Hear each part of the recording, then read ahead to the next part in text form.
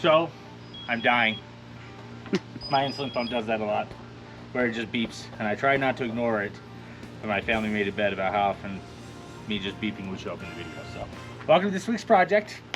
This is mustard. Mustard is already all the way done. I've been working on it just kind of off camera for the last couple of weeks, but I bought mustard in a set with ketchup and mustard. This is ketchup. This is about what mustard looked like when we got it.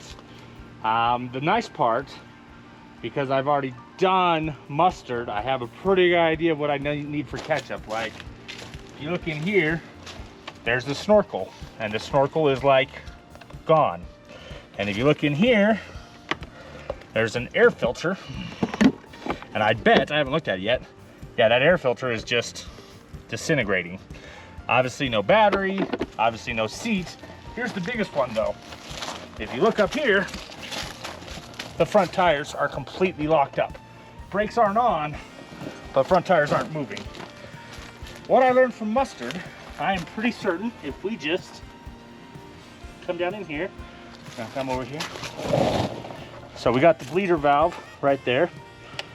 The brake lines are just holding pressure because this cylinder is garbage. So if we crack that, look at that. Those tires are now rolling. So that's a good first place to start so that we can at least push this into the garage and get it up on the lift. Because otherwise, when we loaded them, oh yeah, look at that. It just wants to roll away now. When we loaded them, we had to manhandle and just drag it up because that wasn't rolling. So that's a good first place to start. Let's go get this on the lift. All right, we're making some progress. We got all the plastics torn off. The gas tank is out. Airbox is out. This airbox, can you see that in there? I mean, you can see that just terrible air filter. These ATVs, Ketchup and Mustard, sat in somebody's backyard for like the last 12 or 13 years. And so ketchup was the same way, just this, they'd caught rainwater. They didn't have seats on them for a while. Oh, that gross, disgusting water that's been sitting there for who knows how long, and then the air filter just falling apart. Disgusting. Let me guess. Disgusting. Let me guess.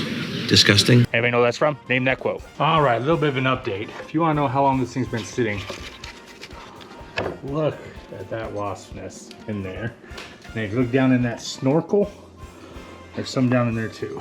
And this thing, the last one, when I got mustard started up, it shot, oh, I think I see one in there.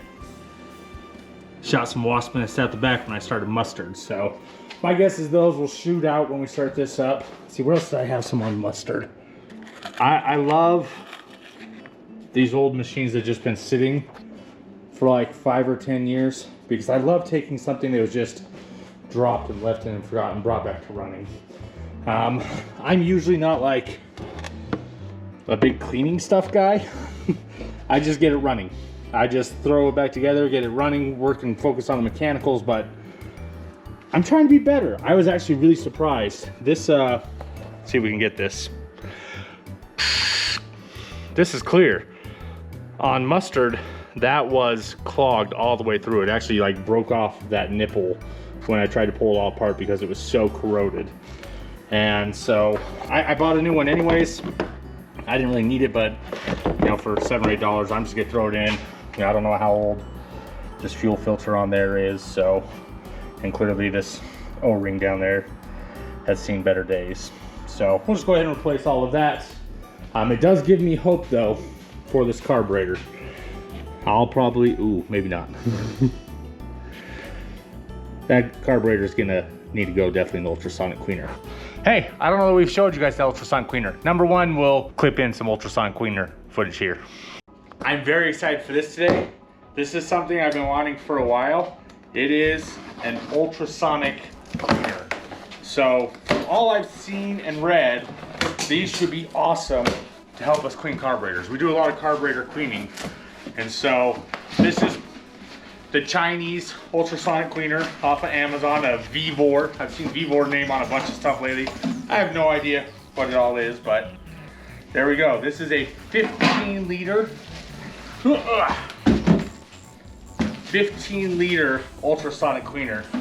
I got on AI and I asked around a bunch and it said, yeah, 15 is a good size because we'll be able to fit carburetors and all kinds of stuff in there. So we're gonna go ahead and get this all set up and answer that phone call from work that's calling me today.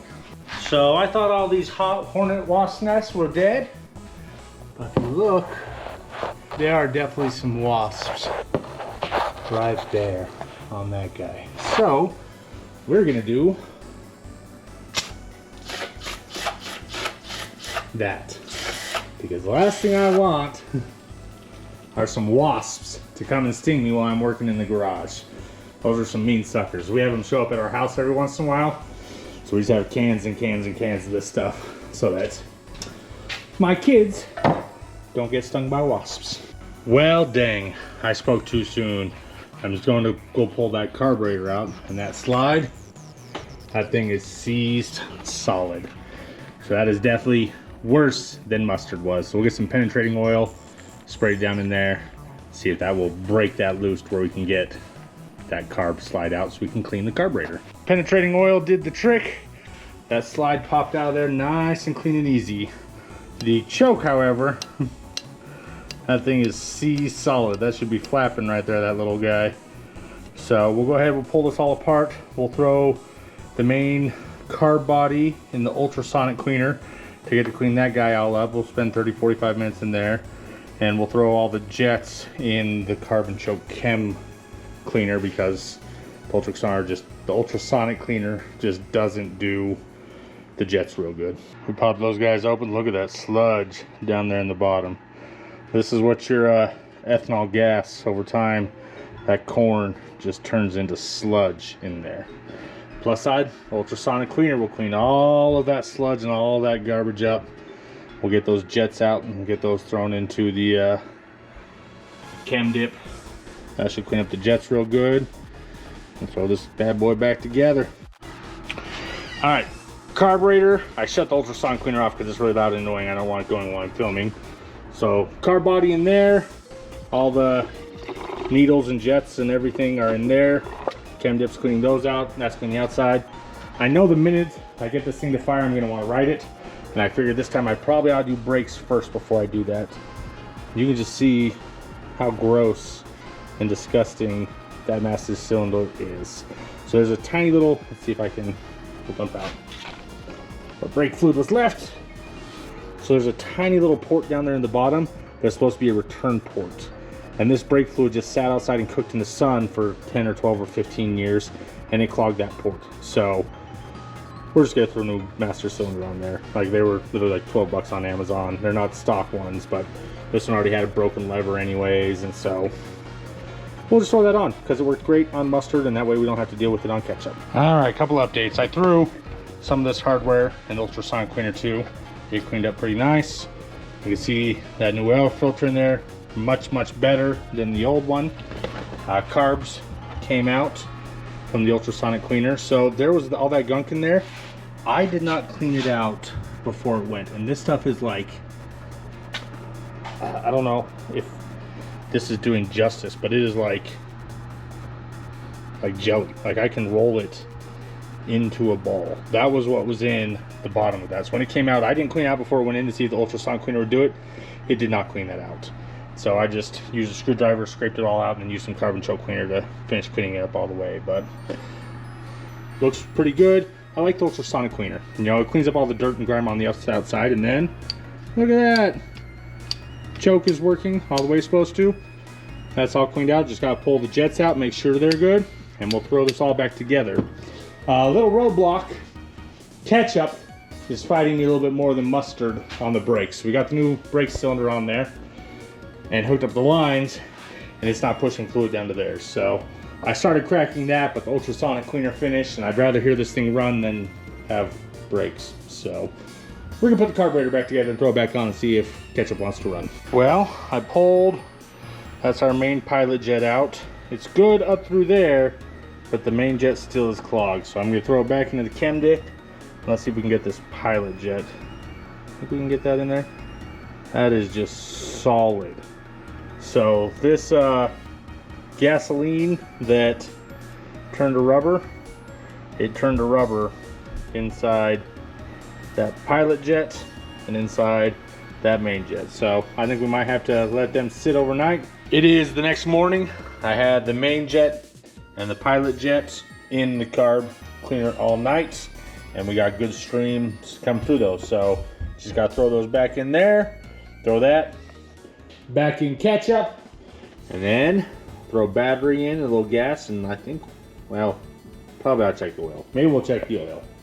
All right, so we gotta throw the carb back in, throw the battery in, and I guess I'll check the oil. All right, so we got the carburetor installed. I checked the oil. I got it to the top of the dipstick. My guess is that the oil cooler has 0 oil in it after sitting outside for however many years that is. So once this actually fires, we'll probably want to go up and top that off again. But carburetor's on, oil's topped off.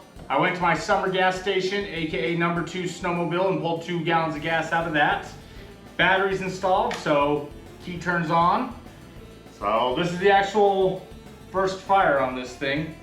We'll see how long it cranks. Maybe we'll get a little starting fluid, but it's not dumping gas out the bottom of the carb yet. We'll see.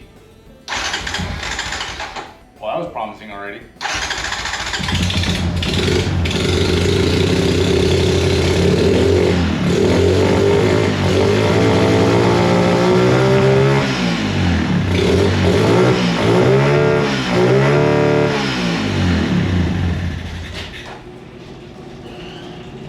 I decided I probably ought to open the garage. Not the best idea to start an engine in an enclosed space.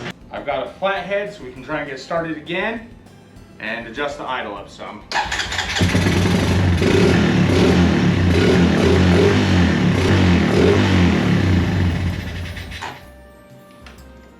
I don't think I want to adjust the idle yet. The more I'm sitting here thinking about it as I'm playing around with it, I think I want to go ride it.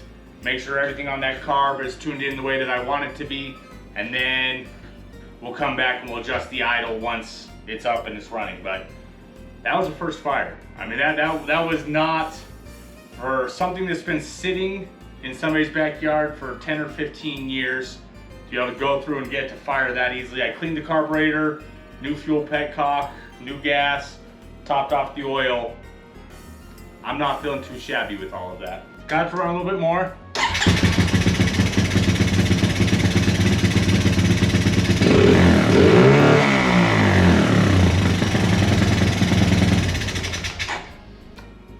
I'm calling that a win. That's you know, it needs to be burning some more. It's been sitting for so long, so it's still burning off 15 years of crud inside that cylinder. Ready to throw the airbox back on, plastic seat. I have not done the brakes yet. The front brakes are still not done. So I think we'll probably end this video here for this week. I'm feeling like a pretty good week. You know, mustard's already all the way done. Ketchup needs front brakes, put back together, tires.